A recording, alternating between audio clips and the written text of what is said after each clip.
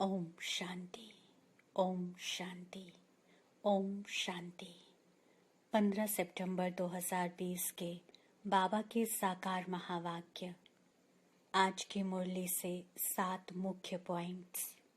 जानी जाननहार मीठे बाबा कहते, अगर दूसरे धर्म वाले हैं तो समझाना चाहिए कि यदि तुम मुक्ति धाम में जाना चाहते हो तो अपने को आत्मा समझो, बाप को याद करो।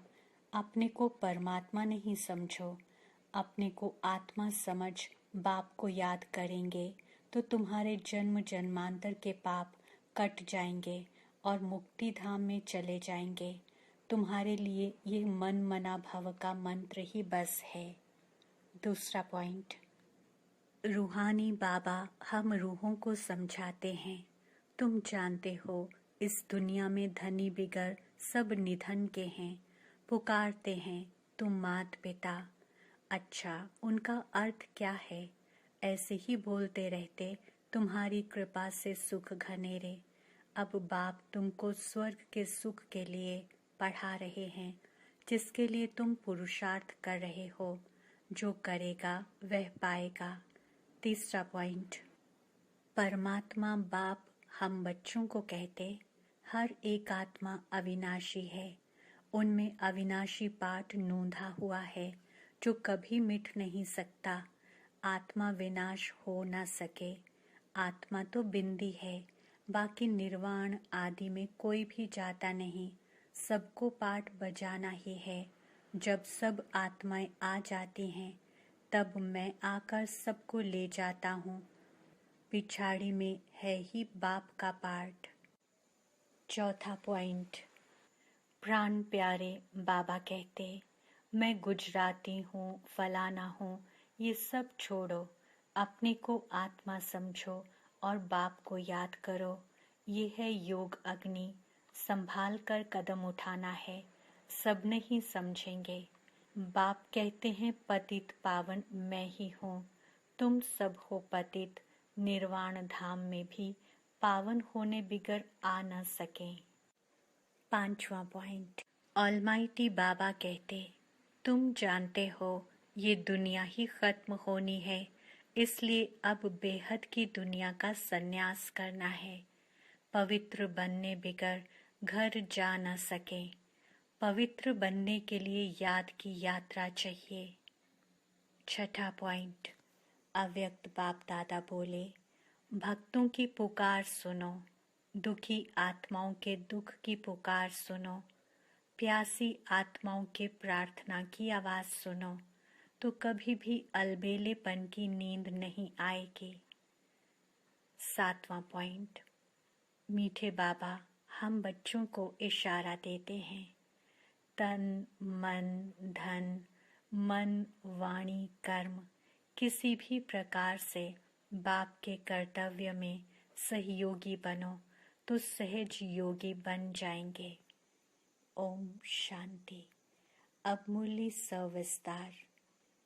मीठे बच्चे, बाप आए हैं तुम्हें ज्ञान का तीसरा नेत्र देने, जिससे तुम सृष्टि के आदि मध्य अंत को जानते हो।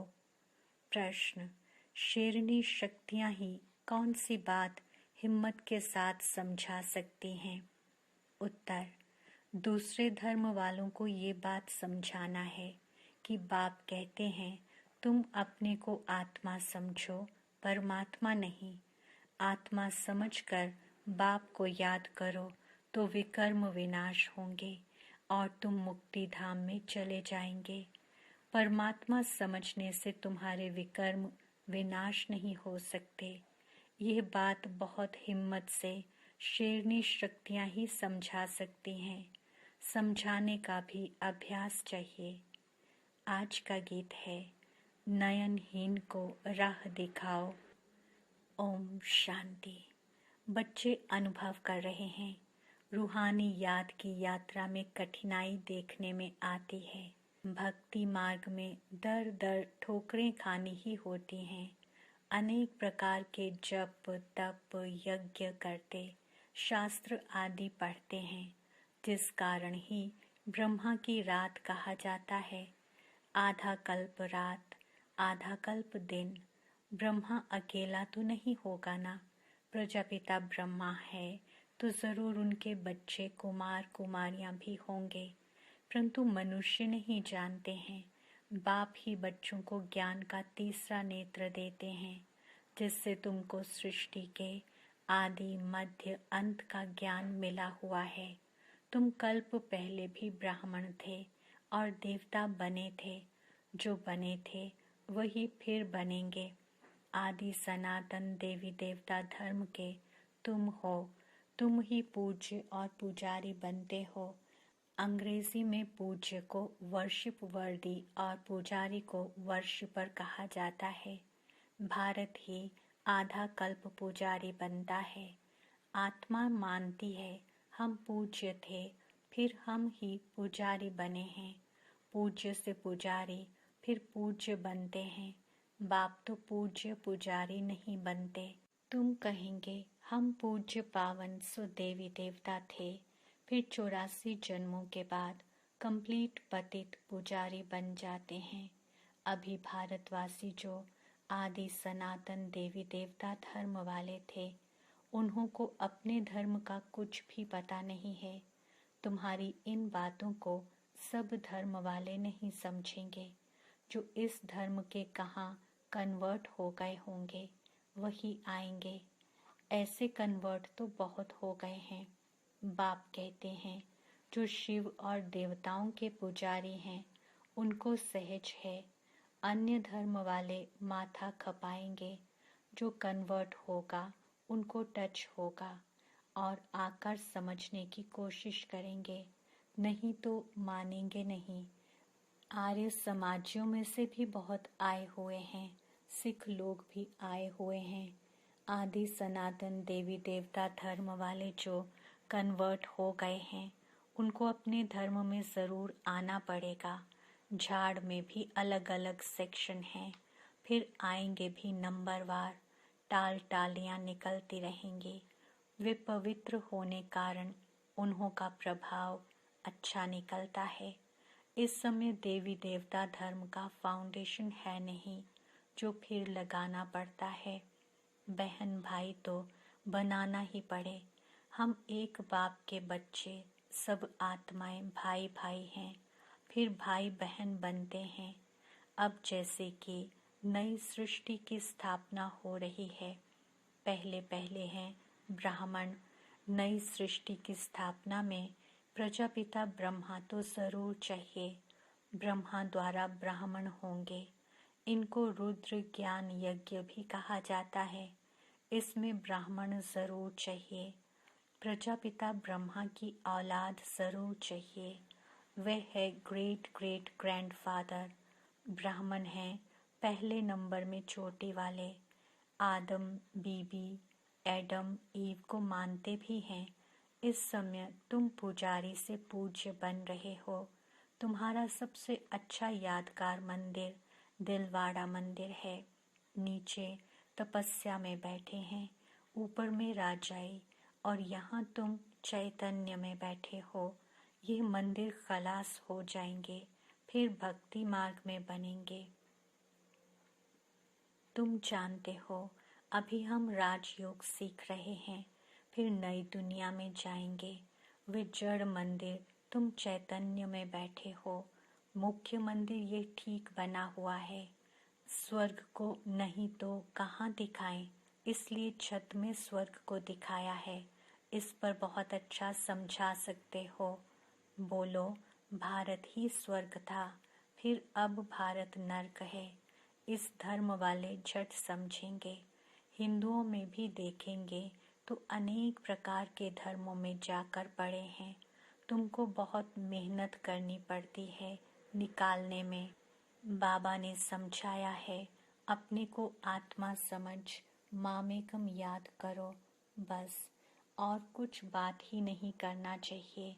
जिनका अभ्यास नहीं है उनको तो बात करनी भी नहीं चाहिए, नहीं तो बीके का नाम बदनाम कर देते हैं। अगर दूसरे धर्म वाले हैं तो समझाना चाहिए कि यदि तुम मुक्ति धाम में जाना चाहते हो तो अपने को आत्मा समझो बाप को याद करो, अपने को परमात्मा नहीं समझो, अपने को आत्मा समझ बाप को याद करेंगे तो तुम्हारे जन्म जन्मांतर के पाप कट जाएंगे और मुक्ति धाम में चले जाएंगे। तुम्हारे लिए यह मन मना भव का मंत्र ही बस है, परंतु बात करने की हिम्मत चाहिए। शेरनी शक्तियां ही सर्विस कर सकती हैं। सन्यासी लोग बाहर में जाकर विलायत वालों को ले आते हैं कि चलो तुमको स्पिरिचुअल नॉलेज देवें। अब वह बाप को तो जानते ही नहीं, ब्रह्म को भगवान समझ कह देते, इसको याद करो। बस ये मंत्र दे देते हैं, जैसे किसी चिड़िया को अपने पिंजड़े में डाल देते हैं। तो ऐसे ऐसे समझाने में भी टाइम लगता है। बाबा ने कहा था, हर एक चित्र के ऊपर लिखा हुआ हो, शिव भगवान वाच। तुम जानते हो इस दुनिया में धनी बिगर सब निधन के हैं, पुकारते हैं तुम मात पिता। अच्छा, उनका अर्थ क्या? ऐसे ही बोलते रहते, तुम्हारी कृपा से सुख घनेरे। अब बाप तुमको स्वर्ग के सुख के लिए पढ़ा रहे हैं, जिसके लिए तुम पुरुषार्थ कर रहे हो। जो करेगा वह पाएगा। इस समय तो सब पतित हैं। पावन दुनिया तो एक स्वर्ग ही है। यहाँ कोई भी सतो प्रधान हो न सके। सतयुग में जो सतो प्रधान थे, वही तमो प्रधान पतित बन जाते हैं। क्राइस्ट के पिछाड़ी जो उनके धर्म वाले आते हैं, वे तो पहले सतो प्रधान होंगे ना। जब लाखों की अंदाज में होते हो, तब लश्कर तैयार होता है लड़कर बादशाही लेने। उनको सुख भी कम तो दुख भी कम। तुम्हारे जैसा सुख तो किसको मिल ना सके। तुम अभी तैयार हो रहे हो सुख धाम में जाने के लिए। बाकी सब धर्म कोई स्वर्ग में थोड़े ही आते हैं। भारत जब स्वर्ग था तो उन जैसा पावन खंड कोई होता नहीं। जब बाप आते हैं तब ही ईश्वरीय राज्य स्थापन होता है। वहाँ लड़ाई आदि की बात नहीं। लड़ना झगड़ना तो बहुत पीछे शुरू होता है। भारतवासी इतना नहीं लड़े हैं, थोड़े आपस में लड़कर अलग हो गए हैं। द्वापर में एक दो पर चढ़ाई करते हैं। ये चित्र आदि बनाने में भी बड़ी बुद्धि चाहिए। यह भी लिखना चाहिए कि भारत जो स्वर्ग था, सो फिर नर्क जैसा कैसे बना है, आकर समझो। भारत सदगति में था, अब दुर्गति में है। अब सदगति को पाने के लिए बाप ही नॉलेज देते हैं। मनुष्यों में यह रूहानी नॉलेज होती नहीं, ये होती है परमपिता परमात्मा में। बाप यह नॉलेज देते हैं आत्माओं को, बाकी तो सब मनुष्य मनुष्यों को ही देते हैं। शास्त्र भी मनुष्यों ने लिखे हैं, मनुष्यों ने पढ़े हैं। यहाँ तो तुम्हें रूहानी बाप पढ़ाते हैं और रूह पढ़ती है। पढ़ने वाली तो आत्मा है ना, वे लिखने और पढ़ने वाले मनुष्य ही हैं। परमात्मा को तो शास्त्र आदि पढ़ने की दरकार नहीं। बाप कहते हैं इन शास्त्रों आदि से किसकी भी सदगति हो नहीं सकती। मुझे ही आकर सबको वापस ले जाना है। अभी तो दुनिया में करोड़ों मनुष्य हैं।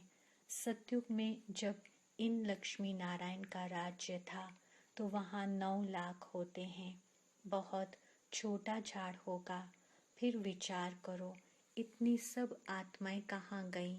ब्रह्म में व पानी में तो नहीं लीन हो गईं। वे सब मुक्ति धाम में रहती हैं। हर एक आत्मा अविनाशी है। उनमें अविनाशी पाठ नूंधा हुआ है, जो कभी मिट नहीं सकता। आत्मा विनाश हो ना सके। आत्मा तो बिंदी है, बाकी निर्वाण आदि में कोई भी जाता नहीं। सबको पाठ बजाना ही है। जब सब आत्माएं आ जाती हैं, तब मैं आकर सबको ले जाता हूँ। पिछाड़ी में है ही बाप का पाठ। नई दुनिया की स्थापना फिर पुरानी दुनिया का विनाश, ये भी ड्रामा में नोंद है। तुम आर्य समाजियों के झुंड को समझाएंगे तो उसमें जो कोई इस देवता धर्म का होगा उनको टच होगा। बरोबर ये बात तो ठीक है, परमात्मा सर्वव्यापी कैसे हो सकता? भगवान तो बाप है, उनसे वर्षा मिलता है।